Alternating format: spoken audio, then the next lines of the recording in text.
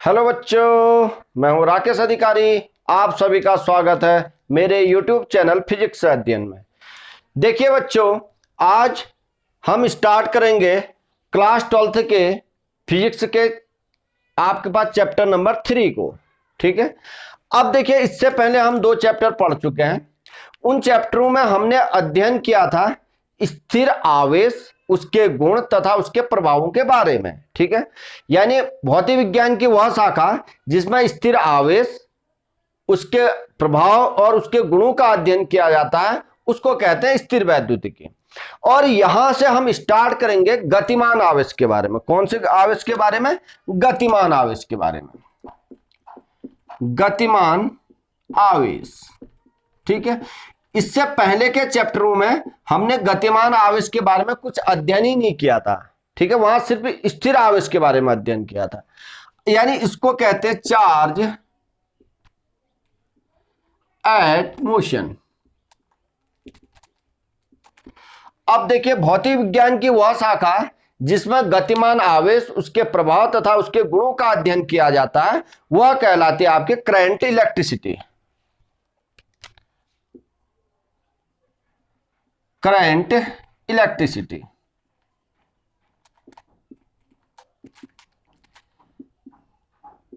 अब देखिए बच्चों, ये आपको ये बताया कि आपके पास इस चैप्टर में हम किसका अध्ययन करेंगे? गतिमान आवेश, उसके गुणों और उसके प्रभावों का हम अध्ययन करेंगे। अब मैं आपको बताता हूं वैद्युत धारा क्या होती है। अब वैद्युत धारा को बताने से पहले मैं कुछ चीजों को कोरिलेट करता हूं, ठीक है, आपको जो समझने में क्या हो, आसानी हो। देखिए बच्चों, जैसे कोई द्रव है, द्रव, हमें मालूम है द्रव जो होता है क्या, हमेशा उच्च दाब से निम्न दाब की ओर बहता है। उच्च दाब से कहां की ओर बहता है? निम्न दाब की ओर।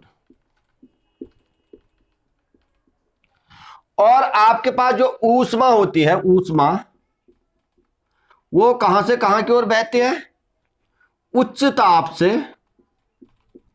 उच्च ताप से कहां की ओर? निम्न ताप की ओर, निम्न ताप की ओर। ठीक है, और इसी प्रकार जो धन आवेश होता है, वो कहां से कहां की ओर प्रवाहित होता है? उच्च विभव से, उच्च विभव से निम्न विभव की ओर, उच्च विभव से निम्न विभव की ओर, निम्न विभव। ठीक है, और जो नेगेटिव आवेश है, यानी नेगेटिव चार्ज है, जो वो कहां से कहां की ओर बहता है? आपके पास कहां से कहां की ओर प्रवाहित होता है? निम्न विभव से, निम्न विभव से कहां की ओर? उच्च विभव की ओर। अब देखिए बच्चों, अब द्रव के प्रवाह की दर को हमने पढ़ा है। द्रव के प्रवाह की दर को क्या कहते हैं? द्रव धारा। द्रव धारा। इसी प्रकार ऊष्मा के प्रवाह की दर को क्या कहते हैं? ऊष्मीय धारा।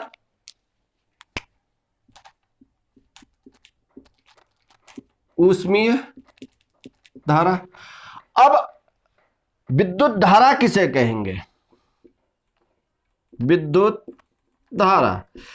देखिए, जैसे द्रव के प्रवाह की दर को क्या कहा? द्रव धारा। और ऊष्मा के प्रवाह की दर को क्या कहा? ऊष्मीय धारा। इसी प्रकार आवेश के प्रवाह की दर को क्या कहेंगे हम? विद्युत धारा। आवेश के प्रवाह की दर को क्या कहते हैं? विद्युत धारा कहते हैं। विद्युत धारा कहते हैं। देखिए, यानी आवेश का प्रवाह किसमें होगा? किसी चालक में होगा। ठीक है, अगर आवेश प्रवाहित हो रहा है तो ऑब्वियस है चालक होना चाहिए। चालक में आवेश के प्रवाह की दर को, ठीक है। अब देखिए, इसको ऐसे समझिए, माना आपके पास देखिए ये आपके पास कोई चालक है, ठीक है, ये इसका क्रॉस सेक्शनल एरिया है, ये इनको कहते हैं आपके पास परिच्छेद, ठीक है, परिच्छेद क्षेत्रफल हुए ये, अनुप्रस्थ परिच्छेद या परिच्छेद क्षेत्रफल। देखिए जैसे ये अगर माना ये चालक है, ये आपके पास ये है, और ये जो कहलाएंगे ये कहलाएंगे परिच्छेद क्षेत्रफल, अनुप्रस्थ परिच्छेद क्षेत्रफल या अनुप्रस्थ काट का क्षेत्रफल, ठीक है, कुछ भी आप शब्द यूज कर लीजिए। ऐसे अगर इसके अंदर इतना जितना आपके पास क्षेत्रफल ये है इतना ही क्षेत्रफल इसके अंदर होगा ना, जैसे यहां भी आपके पास देखिए ये आपके पास ये सब अनुप्रस्थ परिच्छेद क्षेत्रफल कहलाते हैं, ठीक है। अब देखिए माना यहां से इसके परिच्छेद क्षेत्रफल से आवेश जा रहा, देखिए ये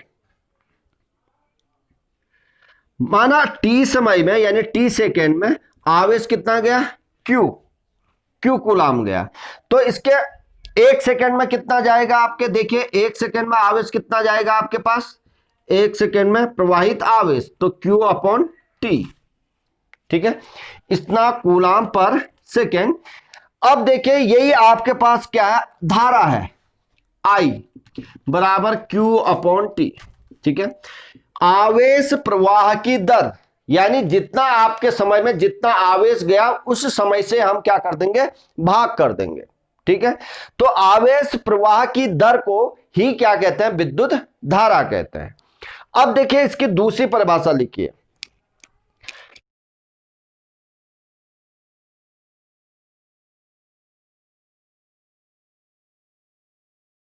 यहां से देखिए यानी एक सेकंड में यहां भी देखिए क्या आ रहा था, एक सेकंड में जितना आवेश प्रवाहित हो रहा है, ठीक है। अब आई बराबर क्यू अपॉन टी, यानी आप ऐसे देखिए ऐसे समझिए, माना आपके पास क्या 5 सेकंड में 100 कूलाम आवेश प्रवाहित हुआ, तो एक सेकंड में कितना होगा, एक सेकंड में प्रवाहित आवेश कितना होगा 100/5, यानी आपके पास आ जाएगा 20 कूलाम पर सेकेंड, यानी एक सेकेंड में 20 कूलाम आवेश प्रवाहित हो रहा है। तो इसी को हम क्या क्या कहेंगे, यानी इसी को हम कह देंगे 20 एम्पियर, ठीक है, कूलाम पर सेकेंड को ही एम्पियर कहते हैं, यानी 20 एम्पियर की धारा एक सेकेंड में प्रवाहित हो रही है। समझ में आ गया आपका।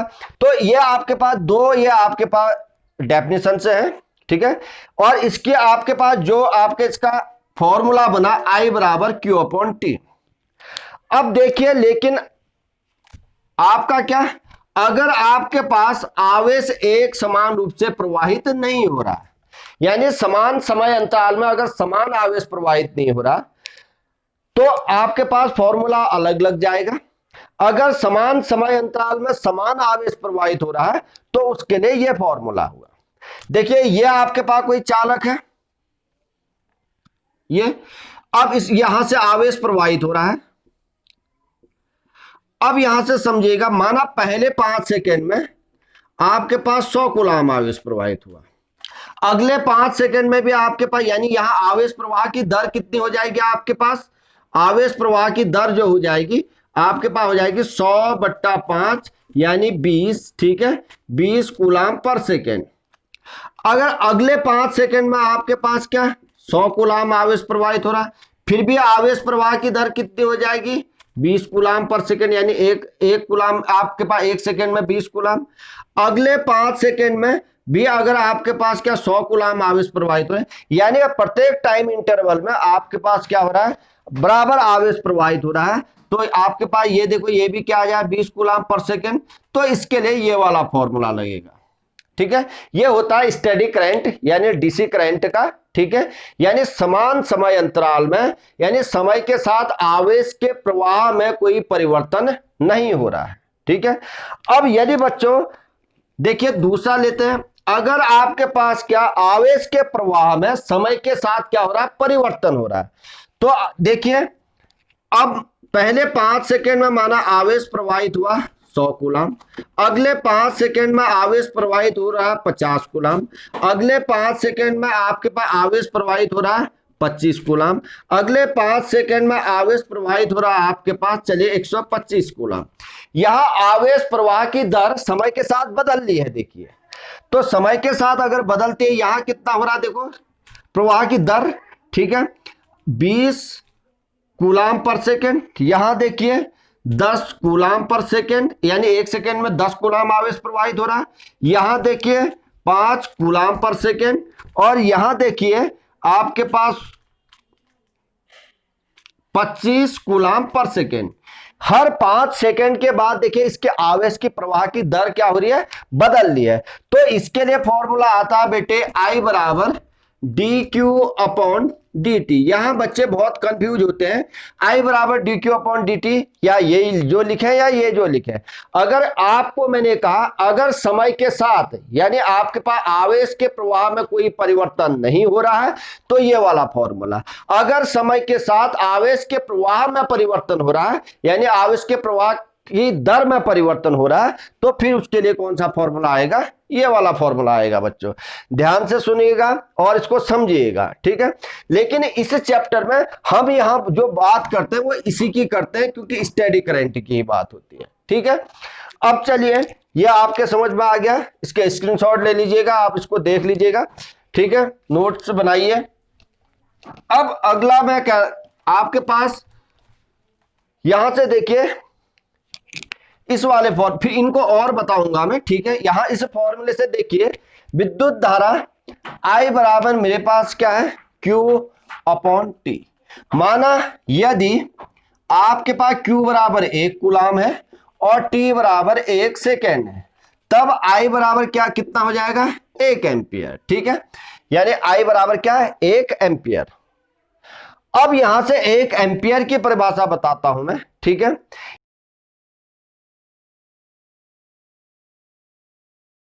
जब 1 सेकेंड में 1 कूलाम आवेश प्रवाहित होता तब हमारे पास धारा कितनी होती है, 1 एम्पियर होती है, ठीक है। अगर 1 सेकेंड में 2 कूलाम आवेश प्रवाहित होगा तो हमारे पास धारा कितनी होगी, 2 एम्पियर। अगर 1 सेकेंड में 5 कूलाम आवेश प्रवाहित हो रहा है तब हमारे पास धारा कितनी होगी, 5 एम्पियर, ठीक है। कभी कभी 1 एम्पियर की आपके पास पूछ लेगा वो, ठीक है। 1 एम्पियर की परिभाषा लिखे, यानी 1 एम्पियर वह धारा है जो 1 सेकेंड में 1 कूलाम आवेश प्रवाहित करने में उत्पन्न होती है, ठीक है। अब देखिए इतना हो गया। अब ये करते हैं कि आपके पास जो धारा है, वैद्युत धारा है, वह आपके पास क्या मूल राशि है या नहीं है, या व्युत्पन्न राशि है, ठीक है। इसका आपके पास मात्रक क्या होता है, जो वैद्युत धारा है, विद्युत धारा ये कैसी राशि है बच्चों, मूल राशि है, मूल राशि है। इसका मात्रक क्या होता है, देखिए मात्रक I बराबर Q अपॉन T। इसको हम लिख सकते हैं, देखो इसको मात्रक, यहां से मात्रक क्या बनाएगा, कूलाम पर सेकेंड, यानी इसी को कहते हैं हम या एम्पियर, ठीक है, एम्पियर। इसका मात्रक आपके पास होगा एम्पियर, और इसको ए से प्रदर्शित करते हैं, विमीय सूत्र। इसका विमीय सूत्र जो होता है वो आप इसको ए से डिनोट करते हैं, ठीक है। यहां से अगर आप Q बराबर आपके पास क्या होता है, AT, और यहां से समय का T से T कैंसिल, A, ठीक है। ये आपके पास, और इसको मापने का एक यंत्र होता है, विद्युत धारा को मापने का एक यंत्र होता है, उसको कहते हैं अमीटर। जैसे बुखार को नापने के लिए एक यंत्र की आवश्यकता है जिसको कहते हैं थर्मामीटर, ठीक है, तापमान को नापने के लिए। उसी प्रकार क्या आपके पास धारा, कितनी धारा प्रवाहित हो रही है उसको मापने का एक यंत्र है, उसका नाम क्या है, अमीटर, ठीक है। अब देखिए बच्चों इतना आप लोगों के समझ में आ गया। अब बात करते हैं धारा के कितने प्रकार की होती है यहां पे, ठीक है। धारा 2 प्रकार की होती है, एक को कहते हैं हम स्थायी धारा, एक को कहते हैं परिवर्ती धारा। हम इन चैप्टरों में बात करेंगे, ये चैप्टर है, इसके बाद वाला चैप्टर है, यानी आपके पास इसमें हम करेंगे स्थायी धारा की ही बात करेंगे। लेकिन होती क्या है स्थायी धारा, वो बताते हैं, यानी स्टेडी करंट, ठीक है। और आपके पास परिवर्ती धारा क्या होती है उसको बताते हैं। धारा के प्रकार, धारा के प्रकार देखिए, धारा हमारे पास 2 प्रकार की होती है, स्थायी धारा और परिवर्ती धारा। परिवर्ती धारा, स्थायी धारा को कहते हैं स्टेडी करंट, और इसको कहते हैं वेरिएबल करंट। इसका एक नाम है डायरेक्ट करंट डीसी, और इसको कहते हैं एसी अल्टरनेटिव करंट। ठीक है, ये चलिए पहले मैं आपको बताता हूं स्थायी धारा किसे कहते हैं। ठीक है, पहले स्थायी धारा की बात करेंगे। वैसे अभी मैंने बताने को बता दिया आपको। स्थायी धारा, स्टेडी करंट,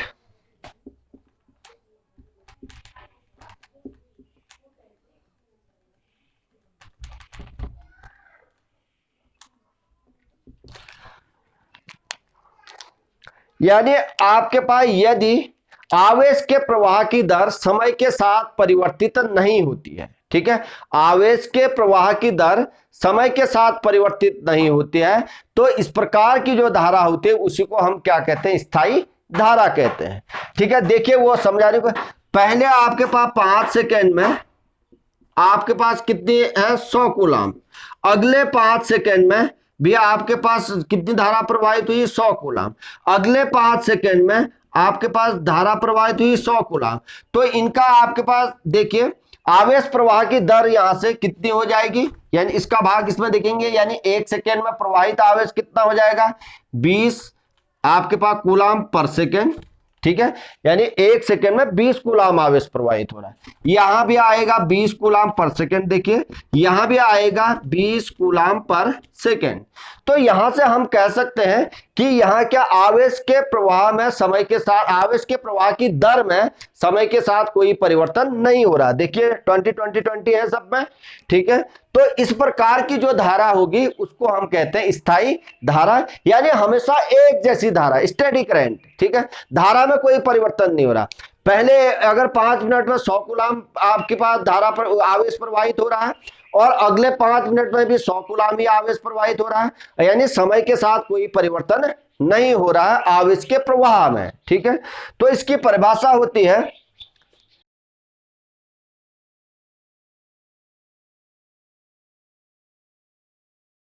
स्थायी धारा की ये खासियत है, इसका क्षेत्रफल बढ़ने पर, ठीक है, यानी किसी भी चालक का क्षेत्रफल, अनुप्रस्थ परिच्छेद क्षेत्रफल बढ़ने पर, यानी परिवर्तित होने पर, कम होने पर, चाहे कुछ भी कर लीजिए, ठीक है, कोई फर्क नहीं पड़ता है, यानी उतनी ही धारा प्रवाहित होगी। ठीक है, यहां से अगर आपके पास मान के चलिए 20 एम्पियर की धारा प्रवाहित हो रही है, तो यहां से भी इसका आपके पास क्या क्षेत्रफल तो थोड़ा सा बढ़ गया, 20 एम्पियर ही रहेगा। इसका क्षेत्रफल और भी बढ़ गया तो आपके पास क्या 20 एम्पियर ही रहेगा। इसका क्षेत्रफल और भी बढ़ गया तो 20 एम्पियर ही रहेगी धारा। ठीक है, यानी आपके पास किसी भी चालक के परिच्छेद का क्षेत्रफल बढ़ने से धारा के आपके प्रवाह में, ठीक है, यानी धारा के मान में कोई परिवर्तन नहीं होता, धारा उतनी की उतनी ही रहेगी।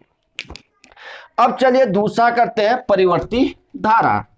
ठीक है, अगर आप परिवर्ती धारा ठीक इसकी उल्टी है। ठीक है, यदि आवेश के प्रवाह की दर समय के साथ बदल जाती है, चलिए लिखते हैं परिवर्ती धारा।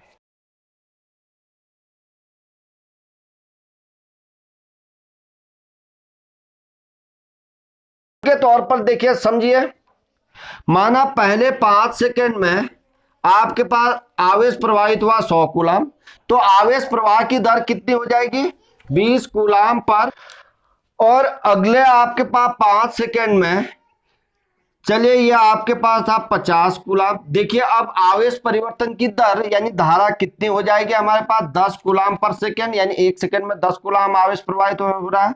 अगले 5 सेकेंड में देखिए, अगर आपके पास धारा मान के चलिए इतनी प्रवाहित हो रही है, तब आवेश प्रवाह की दर आपके पास कितनी हो जाएगी, 25 कूलम पर सेकेंड। तो देखिए समय के साथ यह आवेश के प्रवाह की दर में क्या हो रहा है, परिवर्तन हो रहा है। तो इस प्रकार की आपके पास जो धारा होगी इसको कहते हैं परिवर्ती धारा, यानी वेरिएबल करंट। ठीक है, इसको अब देखिए इस वाले को हम कैसे लिखते थे, I बराबर Q upon T, direct steady current. और यहां अगर मैं कहूं T सेकेंड में आपके पास, यहां तो आपके पास T सेकेंड में Q आवेश प्रवाहित हो रही है, तब धारा I बराबर। अब यहां I बराबर देखिए हो जाएगा dq अपॉन dt। ठीक है बच्चों, अब ये आपने पढ़ लिया परिवर्ती धारा क्या, स्थायी धारा क्या।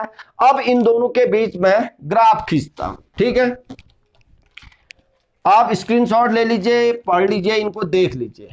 ठीक है, स्थायी धारा देखिए,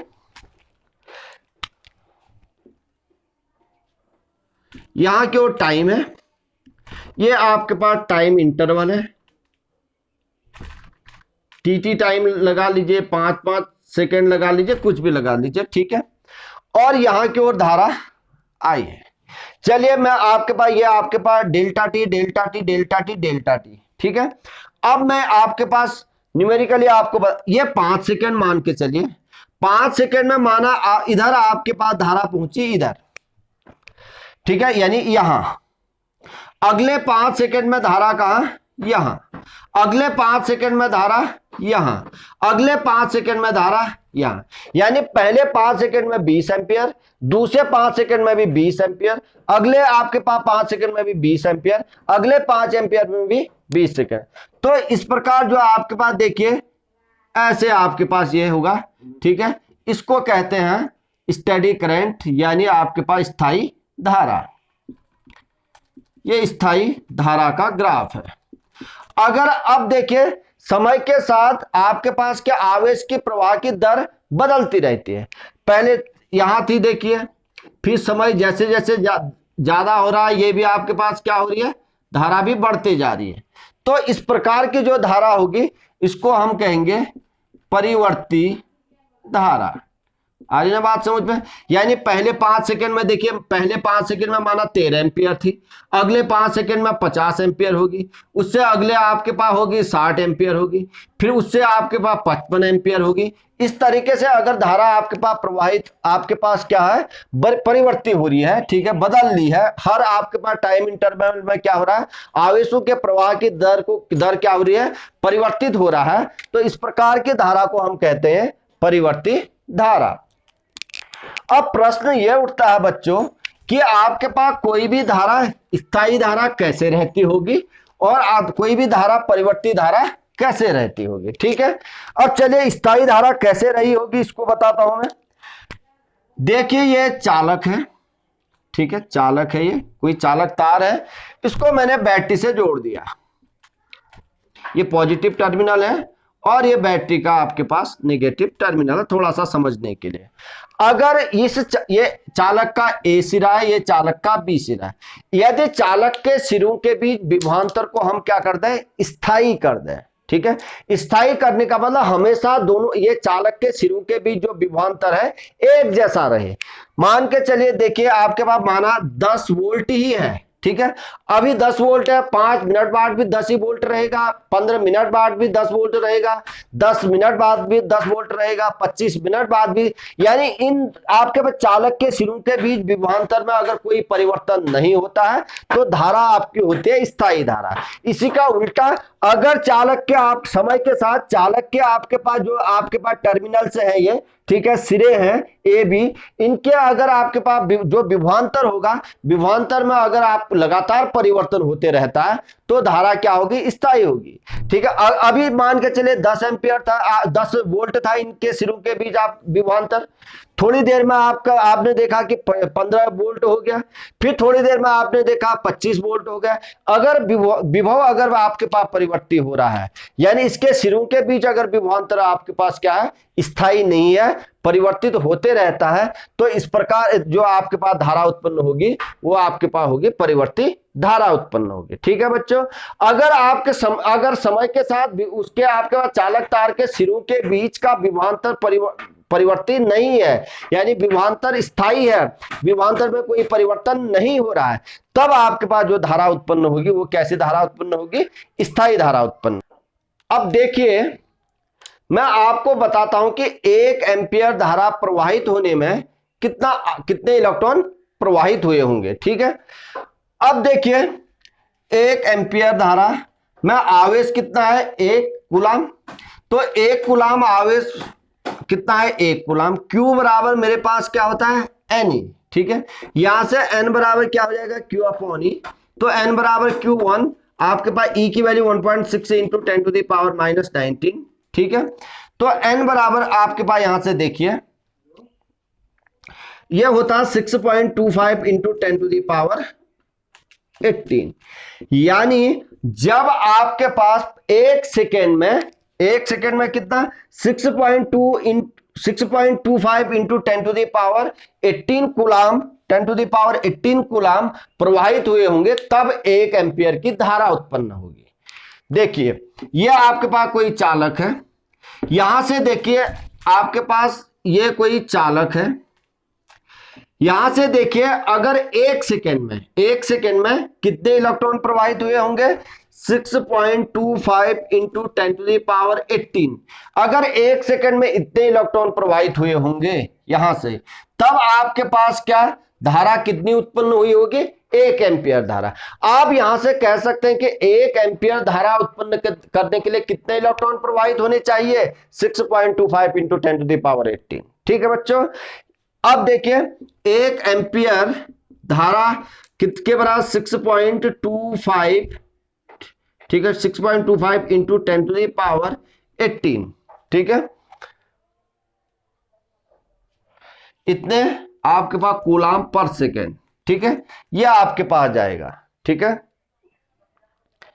अब देखिए इतने इलेक्ट्रॉन पर सेकेंड, ठीक है। अब ये तो आपका आ गया। अब हम बात करेंगे बच्चों कि आपके पास जो आवेश प्रवाहित हो रहा है, ठीक है, उसके कारण जो धारा उत्पन्न हो रही है तो वो किसके कारण। अब देखिए बच्चों धारा जो है, धारा किसके कारण उत्पन्न होती है, ठीक है, धन आवेश के कारण उत्पन्न होती है या ऋण आवेश के कारण उत्पन्न होती है, यह बताना है। अब देखिए बच्चों यहां से बहुत बच्चे ये समझते हैं धारा सिर्फ ऋण आवेश के कारण उत्पन्न होती है, ठीक है। बहुत सारे बच्चों के मन में यह है कि धारा हमेशा किसके कारण उत्पन्न होती है, ऋण आवेश के कारण उत्पन्न होती है, बट ऐसा नहीं है, ठीक है।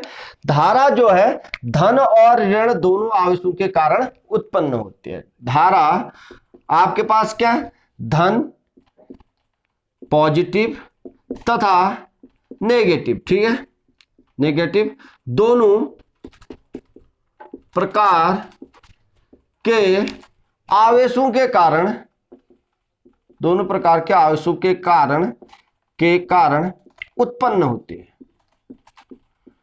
अब उत्पन्न होती है। अब देखिए बच्चों लेकिन यह है चालक में तो दोनों के कारण उत्पन्न होती है। अब अगर चालक कोई धातु है तो किसके कारण उत्पन्न होगी, चालक कोई वैद्युत अपघट्य है तो उसमें किसके कारण उत्पन्न होगी, चालक यदि कोई गैस है तो उसमें किसके कारण उत्पन्न होगी, उसको बारी बारी से हम अध्ययन करते हैं। इसको थोड़ा ध्यान से देखिए। अगर चालक कोई धातु है, ठीक है, जैसे चांदी लोहा, ठीक है, आपके पास कॉपर, ये अगर है तो धातु में आपके पास जो आपके पास आवेश वाहक होते हैं वो किसके कारण, इलेक्ट्रॉन के कारण, ठीक है, इलेक्ट्रॉन के कारण ही हमारे पास क्या होगा, ये धारा उत्पन्न होगी धातु में, ठीक है। यहां आपके पास देखिए जो धनायन होते हैं वो स्थिर होते हैं, वो मूव नहीं करते हैं, वो गति नहीं करते हैं। धातु में सिर्फ एक ही गति करते हैं, वो करते हैं इलेक्ट्रॉन यानी ऋण आवेश, ठीक है। धातु में जो है तो ऋण आवेशों के कारण यानी इलेक्ट्रॉनों के कारण धारा उत्पन्न होती है। वहां अगर कोई कहे आपसे धातु में क्या आपके पास जो धन आयन होंगे, क्योंकि आपके पास क्या होगा, कोई भी धातु है उसमें आपके पास कई परमाणु होंगे। जैसे आपने वैद्युत क्षेत्र लगाया, वैद्युत क्षेत्र उत्पन्न किया यानी आपने बैटरी से जोड़ा, विभवांतर आपने स्थापित किया, वैसे ही आपके पास क्या इलेक्ट्रॉन उन परमाणु को क्या कर देंगे, छोड़ना स्टार्ट करेंगे यानी फ्री इलेक्ट्रॉन पैदा होंगे। जैसे परमाणु को छोड़ेंगे तो आपके पास जो एक परमाणु है वो धनायन में बदलेगा और इलेक्ट्रॉन क्या करने लग जाएगा, मूव करने लग जाएगा। ये थ्योरी जैसे जैसे हम आगे बढ़ेंगे वो मैं पूरा क्लियर आपको बताते रहूंगा। तो वहां जो वो धनायन होते हैं क्योंकि उनका मास बहुत अधिक होता है वो मूव नहीं करते हैं, धातु की बात कर रहा हूं मैं, ठीक है, वो मूव नहीं करते, वो गति नहीं करते। यहां सिर्फ गति क्या करते हैं, इलेक्ट्रॉन करते हैं, ठीक है। तो धातु में जो आपके पास आवेश वाहक है वो क्या है, इलेक्ट्रॉन है। यानी धातु में आपके पास जो आपके पास धारा उत्पन्न हो रही है वो किसके कारण हो रही है, इलेक्ट्रॉनों के प्रवाह के कारण, यानी इलेक्ट्रॉनों के बहने के कारण। ठीक है। और आपके पास जो वैद्युत अपघट्य है, यानी आपके पास वैद्युत अपघट्य, ठीक है, वैद्युत अपघट्य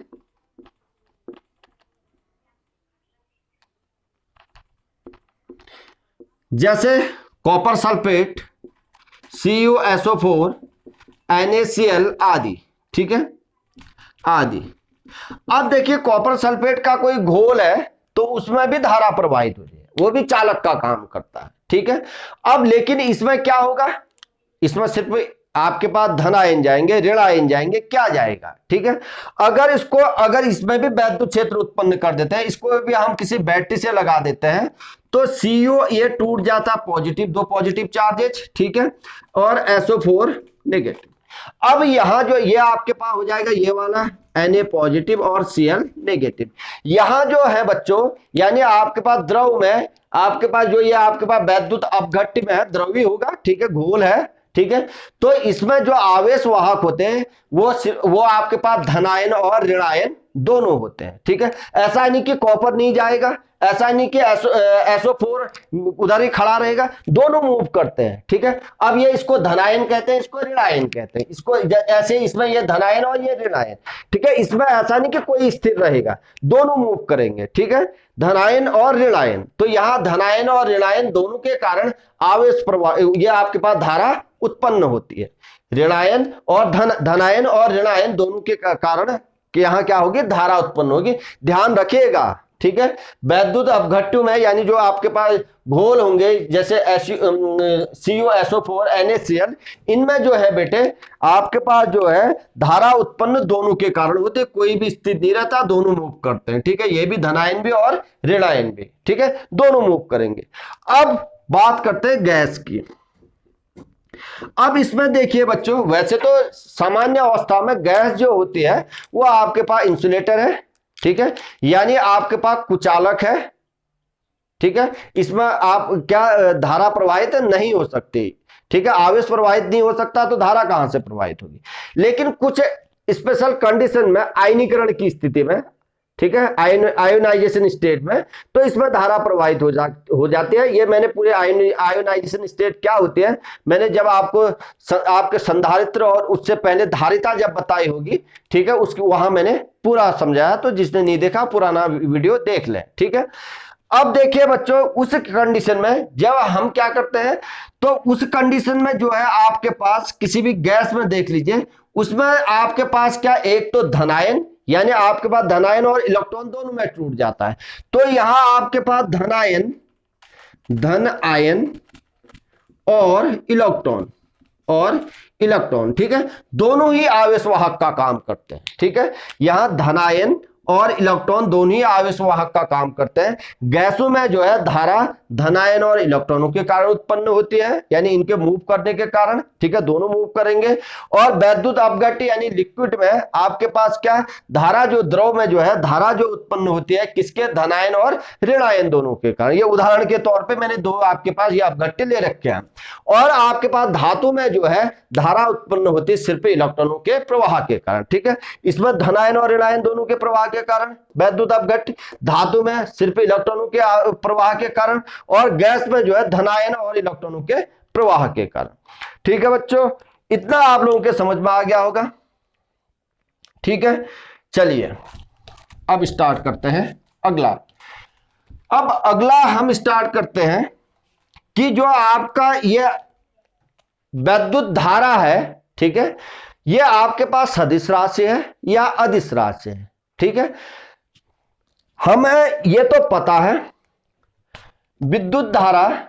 चलिए इससे पहले मैं स्टार्ट करता हूं कि विद्युत धारा की दिशा कहां की ओर होती है। ठीक है। ये कन्वेंशन है, मान लिया गया है। ठीक है। विद्युत धारा की दिशा, विद्युत धारा की दिशा कहां की ओर, सदैव मानी गए धन आवेश के प्रवाह की दिशा में और इलेक्ट्रॉनों के प्रवाह की विपरीत दिशा में। ठीक है। धन आवेश के प्रवाह की दिशा में तथा इलेक्ट्रॉनों के प्रवाह की विपरीत दिशा में। ठीक है, इलेक्ट्रॉनों के प्रवाह या ऋण आवेश कह सकते हैं। ठीक है, इलेक्ट्रॉनों के प्रवाह की विपरीत दिशा में। ठीक है, यानी ऋण आवेशों के प्रवाह की विपरीत दिशा में मानी गई है धारा की दिशा, और आवेशों और धनावेशों के प्रवाह की दिशा में। देखिए, अगर ये आपके पास कोई चालक है, अगर धनावेश आपके पास, चलिए ये धनावेश यहां की ओर जा रहे हैं। ठीक है, धनावेश हैं सभी। ठीक है, अगर धनावेश आपके बेटा ये ए है, ये बी छोर है, यहां की ओर जा रहे हैं, तो धारा की दिशा आई की दिशा भी कहां की ओर होगी? यहां की ओर। अगर धनावेश यहां की ओर जा रहे हैं तो इलेक्ट्रॉन ऑब्वियस है उसके विपरीत दिशा में जाएंगे। ठीक है, ये ए छोर है, ये बी छोर है, तो इलेक्ट्रॉन कहां की ओर आ रहे होंगे? यहां की ओर। ठीक है, इलेक्ट्रॉन कहां की ओर आ रहे होंगे? यानी ऋणावेश। ठीक है, ऋणावेश आपके पास कहां की ओर आ रहा होगा? यहां की ओर। ठीक है, अगर धातु में कहें तो यहां आपके पास ऋणावेश। ठीक है, तो देखिए इलेक्ट्रॉन कह देंगे, नहीं तो ऋणावेश कहेंगे। अब ऋणावेश यहां की ओर आ रहा है, तो धारा की दिशा कहां की ओर होगी? ऋणावेश के विपरीत। अगर धातु की बात कहें, अगर इलेक्ट्रॉन, धातु में क्या है, जो धनायन होते हैं वो तो स्थिर रहते हैं, वो गति नहीं करते हैं। ठीक है, धातु में अलग केस है। ठीक है, तो यहां जो हम यहां इस चैप्टर में जो अध्ययन करेंगे, धातु के ही बारे में अध्ययन करेंगे। ठीक है, हमें यहाँ गैस और क्या कहते हैं लिक्विड का, यानी वैद्युत अपघट्य का हमें कोई लेना देना नहीं है, बस वो आपके इंफॉर्मेशन के लिए थे, आपको मालूम चले कि कंफ्यूजन ना हो। जो हमारे धातु में है, ठीक है, धातु में सिर्फ आपके पास क्या, इलेक्ट्रॉन मूव करते हैं, और वहां धनायन मूव नहीं करते हैं। धनायन का क्योंकि मास बहुत ज्यादा होता है, वो अपनी जगह ही रहते हैं। ठीक है, इसको आगे भी डिस्कस करेंगे हम। और जहां इलेक्ट्रॉन जहां की ओर मूव कर रहे होंगे, इलेक्ट्रॉनों की दिशा जहां की ओर होगी, उसके विपरीत दिशा में किसकी दिशा होगी? विद्युत धारा की दिशा होगी। ये भी आपके समझ में आ गया। ठीक है, अब इसका मतलब विद्युत धारा में क्या परिमाण भी है और दिशा भी है। क्यों हम कह रहे हैं कि विद्युत धारा क्या, धन आवेशों के तो दिशा में और ऋण आवेशों के विपरीत दिशा में, यानी जहां की ओर धनावेश प्रवाहित हो रहे हैं वहां की ओर विद्युत धारा की दिशा है, और जहां की ओर आपके पास इलेक्ट्रॉन प्रवाहित हो रहे हैं उसकी विपरीत दिशा में विद्युत धारा की दिशा है। ठीक है, इसका मतलब विद्युत धारा जो है आपके पास क्या है, विद्युत धारा पे धनावेश, सॉरी, आपके पास विद्युत धारा पे क्या है, दिशा भी है और परिमाण भी है। ठीक है, विद्युत धारा में जो है, विद्युत धारा में क्या परिमाण भी होता है, प्लस दिशा भी होती है। परिमाण तो हम सिद्ध कर ही चुके थे। ठीक है, 1 सेकंड में अगर, चलिए 5 सेकंड में अगर 10 कूलाम अगर आवेश जा रहा है, तो 1 सेकंड में कितना जाएगा? 10/5, यानी आपके पास कितना? 2 एम्पियर।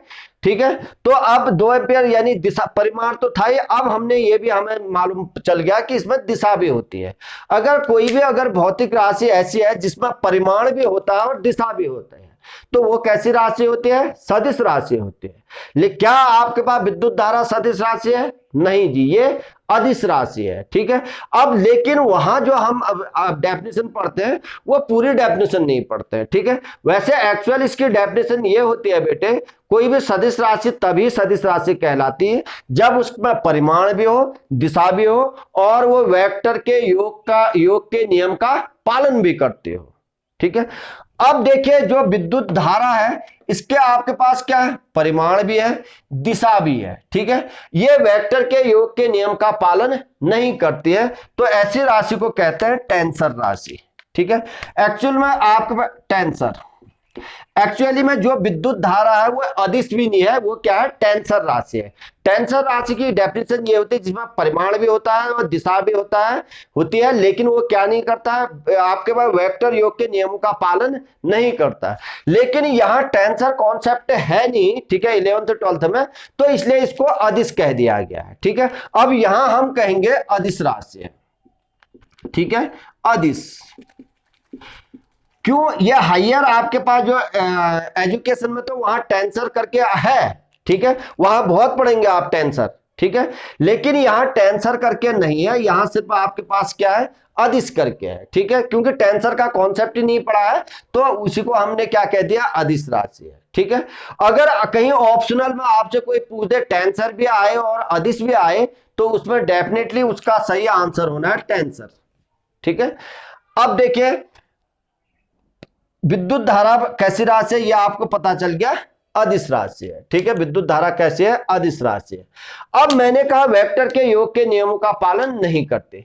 देखिए वेक्टर के योग का नियम R बराबर आपको मालूम है क्या होता है, a square plus b square plus 2ab cos theta. यानी a और b दो वेक्टर है, उनके बीच के कोण पर डिपेंड करता है उसका परिणामी। किसी भी आपके पास दो आपके पास वेक्टर है a और b, इनका परिणामी जो है एक तो इनके मैग्नीट्यूड पर निर्भर करता है और इन दोनों के बीच में जो कोण बना हो उस पर निर्भर करता है। लेकिन आपके पास वैद्युत धारा जो है वो ऐसा नहीं, इस नियम का पालन नहीं करते। देखिए मान के चलिए ये आपके पास 2 एम्पियर की धारा आ रही है और यहां आपके पास कितनी है, 3 एम्पियर की धारा आ रही है। अब यहां हो जाती है, अगर हम नापते हैं एमीटर से तो हमें मिलती है कितनी, 5 एम्पियर की धारा। जबकि इसको क्या होना चाहिए, अगर ये सदिश राशि होती तो ये क्या करती, वेक्टर योग के नियम का क्या करती, पालन करती। अगर ये 60 अंश का कोण है तो तब R बराबर हमारे पास क्या होता बच्चे, देखिए 2 का स्क्वायर प्लस 3 का स्क्वायर प्लस 2 गुणा 3 गुणा 2 और आपके पास cos 60। तो R बराबर देखिए 4 3 तिया 9 और आपके पास 3 दूनी 6 गुणा 2 1/2, ठीक है। तो R बराबर देखिए ये हमारे पास, ठीक है 1/2। अब देखिए यहां देखिए आपके पास 15 19, ठीक है। इसको होना चाहिए √19, ठीक है। अब √19 ना होके ये आपके पास कितना हो जा रहा है, 5 एम्पियर। √19 का मतलब 5 दशमलव समथिंग आएगा, ठीक है। यानी ये इस योग के नियम का पालन नहीं कर रही, वेक्टर योग के नियम का पालन नहीं कर रही। इसको आपके पास √19 का मतलब देख लीजिए, ठीक है 5 पॉइंट समथिंग आएगा, ठीक है। तो अब देखिए इसका मतलब ये आपके जो वैद्युत धारा है वेक्टर योग के नियम का पालन नहीं करती है। और दूसरा मान, चलिए इसी को और दूसरे तरीके से कर लेते हैं। अब देखिए बाई चांस इनका कोण 60 की जगह कितना हो जाए, 90 हो जाए, इन दोनों के बीच का कोण, ठीक है। ये आपके पास ऐसे आया, ये ऐसे आया, ठीक है। ये 2 एम्पियर की धारा है और ये आपके पास 3 एम्पियर की धारा। हमने देखा ये 5 एम्पियर की, अगर आपके बीच में कितना है, 90 है, तब हमारे पास यानी टोटल धारा I बराबर हमारे पास कितनी होनी चाहिए थी, ठीक है। इससे पहले मैंने R लिख दिया था, उसको I करिएगा, ठीक है। चलिए उसे कोई फर्क नहीं पड़ना उससे, ठीक है। तो अब देखिए 2 3 का square plus 2 into 2 into 3 into cos 90, ठीक है। तो I बराबर 4 9 और ये आपके पास कितना हो जाएगा, 0। I बराबर यहां आपके पास कितना, 13, ठीक है। अब देखिए फिर भी आपके पास 5 एम्पियर नहीं आ रहा, तो इसका मतलब यह है कि विद्युत धारा क्या है, टेंसर राशि है, यानी अदिश राशि है। क्यों है, क्योंकि वे आपके वेक्टर योग के नियमों का पालन नहीं कर रही है, ठीक है। देखिए बच्चों विद्युत धारा के बारे में पूरा हमने डिटेल से पढ़ा, ठीक है। उम्मीद करता हूं आप लोगों को बहुत अच्छे से समझ में आया होगा, ठीक है। अगर आपको वीडियो अच्छी लगे तो इसको शेयर जरूर करिएगा, अपने दोस्तों तक पहुंचाइएगा, ठीक है। जय हिंद, जय भारत, वंदे मातरम।